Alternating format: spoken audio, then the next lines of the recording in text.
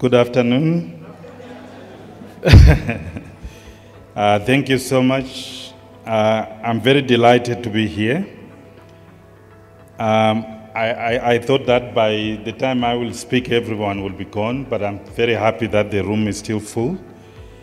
First of all, to recognize the leadership of the Arise Network, Professor Wafaye, who is here, whom I have grown to know and to love because of his personality and very kind and warmth and love for his continent, which is also my continent, Africa. Also to recognize Professor Yemane, Professor Ayo from Nigeria, a country that I love. I also worked there for 5.5 years as Chief of Nutrition there. Also to recognize Mary, who is here, and Dr. Engeda. Also to recognize all the members of the Arise, our donor colleagues who are here, the UN colleagues, my colleagues from UNICEF, and leaders of different organizations who are here. Frey is here, she will speak soon. I just have a few points to share with you. I think earlier we saw some very amazing presentations.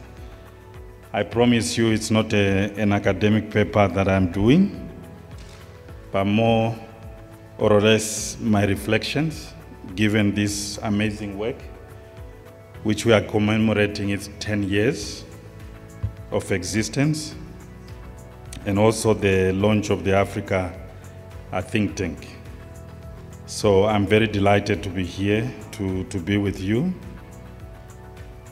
I'll start by perhaps just highlighting the fact that adolescent, as a stage of life, I think is very crucial. I learned when I was working in Nepal, there was a study that was done to really understand the demographic dividends in that country, which also had a youth bulge, just like Ethiopia. In Africa in general, we do have a very large adolescent and youth population. What we learned there is that young children under 5, as well as school-going age and adolescents, investing in them through health, through education, through WASH and other social services, pays a huge demographic dividend in the future, particularly when populations transition into aging populations. We are still lucky in Africa, we are a young population, but we need to invest in the young people, in the adolescents, if we really want to benefit from this demographic dividend. Part of the demographic dividend is actually a very selfish concept, but in a good way. But to get it well is that when we, including the adolescents who are here, when we get old, maybe not including the adolescents, but the adolescents will be the ones, when we get old, particularly in Africa, you know, due to inflation, our currencies, they lose value. And then we don't have pension, we don't have medical insurance, and then the dependent ratio expands, and then the adolescents that we are investing on today are the ones who will look after us. They will pay our medical bills. So adolescents, I hope you are listening. So this is part of the demographic dividend, but of course it includes so many other aspects like job creation, real power to fire our economies. So adolescents, you are important, and we really love to invest in you. And I think this work that is very much focused on adolescent health is very paramount. And the creation of a think tank, I think, could not have come at a better time than this. The second point I wanted to highlight is about the concept of child food poverty. Yesterday we had Dr. Mashresha from EPHI presenting to us And what we learned is that there's what we call child food poverty among adolescents. Only 10% of adolescents in this country, they are able to receive 5 out of the 10 recommended food groups, which means their diet is not diversified, it's very poor diet.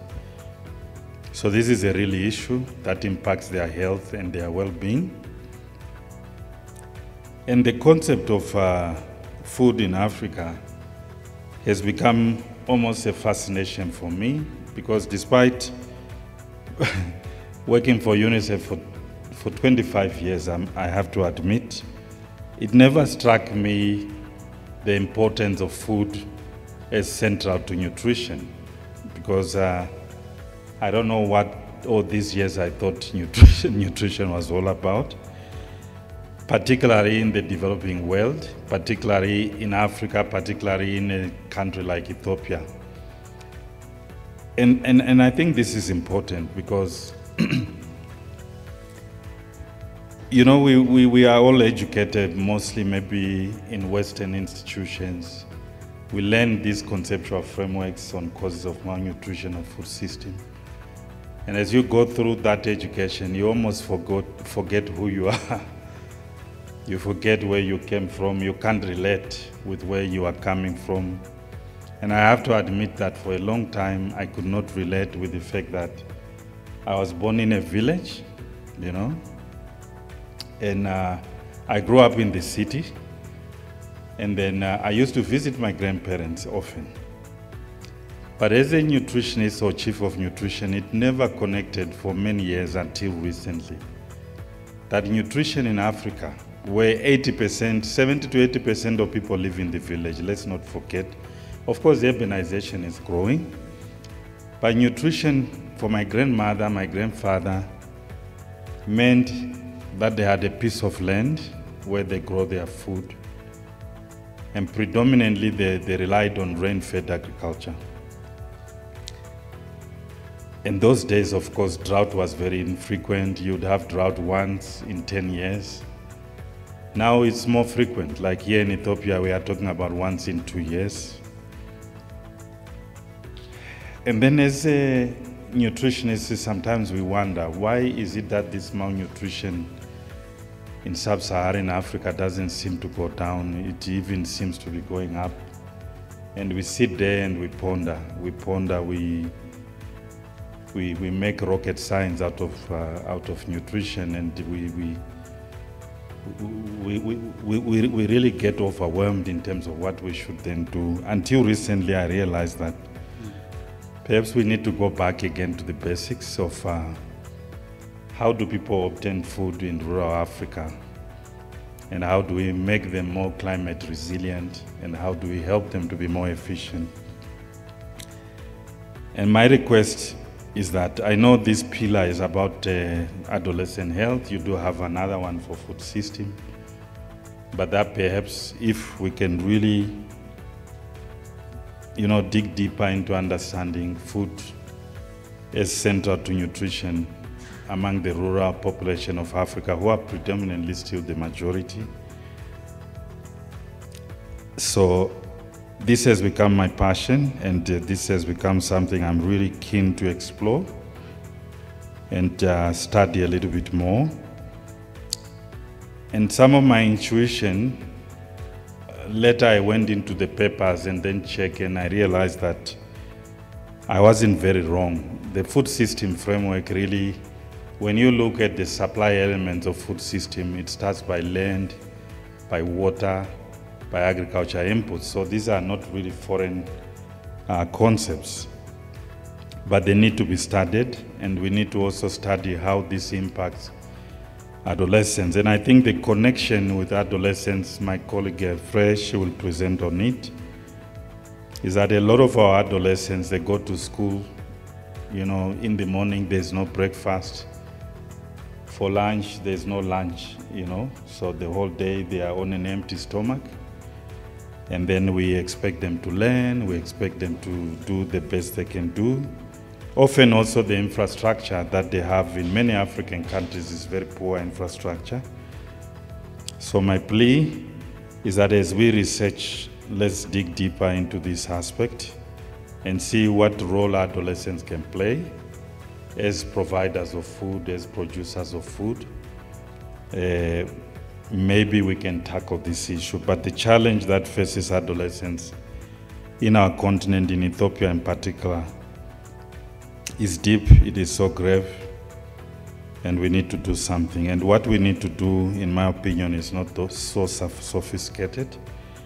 We just need to unlock better ways of producing food, make them more climate smart approaches, so that at least food is available for optimum nutrition. The third thing I want to highlight is just to share with you some of the thinking that we are having at UNICEF in terms of the way we do programming, and maybe you can infuse this also in the research agendas. It's almost like an approach of development or a philosophy of development, and I must say this also is something that is really giving me a lot of inspiration. I never realized that you can actually do something without a philosophy, and you will do a lot of activities, but you may not achieve what you want to achieve so fast. And I'll share with you what those are, the approaches. Number one, we are very much inspired by thinking about local solutions. As we do nutrition programming, we have to think first about local solutions. It's not always about importing solutions, because these imported solutions may not be very sustainable. Also, when we import solutions excessively, we fail to impact poverty, which is a main driver of some of those social issues that we are trying to address. So the second point is, whatever we do, how are we impacting incomes, how are we impacting poverty? And I think in the study of adolescents, it's important as well to think about that, and how are we, the third point, reaching the hard to reach, because there are some adolescents who are really living in very remote, unreachable areas. It could be due to conflict or many other issues. How do we reach them? And then the fourth one, our approach to work, how are we fostering peace dividends? What we learned from Ethiopia, I've been here for almost 5 years. So I've experienced the impact of conflict. As you are aware, the northern part of the country, conflict. And I think in the continent, there are many other countries that suffer this impact of conflict, and how conflict almost negates all the efforts of development that we put in place. And perhaps this is something we can include in our research agenda against, in view of adolescents, supporting adolescent health. Because sometimes the adolescents are the ones that are also easily influenced to participate or to fuel the agenda of conflict in our continent, which then takes us backwards. I'm sure everyone has seen what is happening in Kenya. I think it's good that the youth, the Gen Z, they are saying out their voices, but sometimes it turns out to be violent and very destructive and very negative at the end. So these are some of the subjects that are also important. Then finally, capacity building as one of the objectives. I was very much excited to see this, because we don't need a lot of support to strengthen our capability for research in the continent vis-a-vis this agenda on adolescents, so that we can reap our demographic dividend. What I can add to this is that I think sometimes education within the context of Africa boils down to memorization of concepts. I don't know if you can relate to that. I'm sure many of us do. And I think it's okay to memorize if you have to pass the exam and go to the next level. But I think for life, it can be very disabling, because you may memorize things that are not so useful for your context. So what I wanted to add, and I'm sure it's already happening, is just my reflection that I'm sharing, and I'm sure if it happened to me, it happens to others. And for this, I'll relate to something that every nutritionist is very proud of. It's the conceptual framework on causes of malnutrition. I memorized it. I used it to guide every planning, every causality analysis I was doing. But then I was reading once an article of an immigrant who moved to the US, and he went to one of the esteemed institutions in the US, and then he had an exam coming up, and then he did what he was used to do in his home country. He memorized everything. He read all the articles, all the books, his notes and his friends' notes, and he was ready for the exam. And then he was surprised that he got a fail.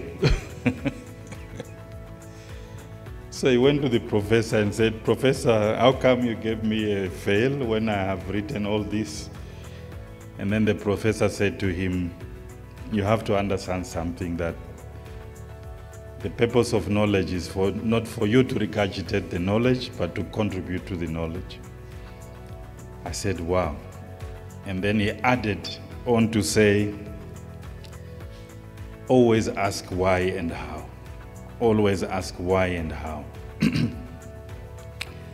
And I reflected on it a little bit more vis-a-vis the conceptual framework. So I went back to the conceptual framework, which I loved very much. Because of my new fascination with food security, food systems, I said, well, let me see this conceptual framework. What does it say? Why do we have household food security? And I was very surprised that it actually did not have anything that relates to the experience I shared with you, that in Africa, food means, in the rural Africa, it means land, it means water, it means inputs. This conceptual framework that I had relied on for many years does not say anything about this.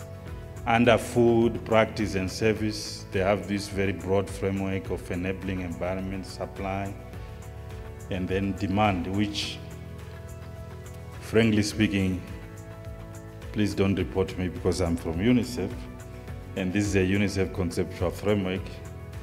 It's as good as useless to really understand the drivers of food security. And I must be happy to say what I found useful to understand what drives those underlying drivers is the food system conceptual framework. So it's good. We are not completely lost. But my point is basically that I think as we push this journey under ARISE, under the think tank, under the capacity building frameworks, I think let's challenge whoever we train to be contributors of knowledge, people who ask why and how, and not merely memorize the generic global frameworks of this world. Thank you very much.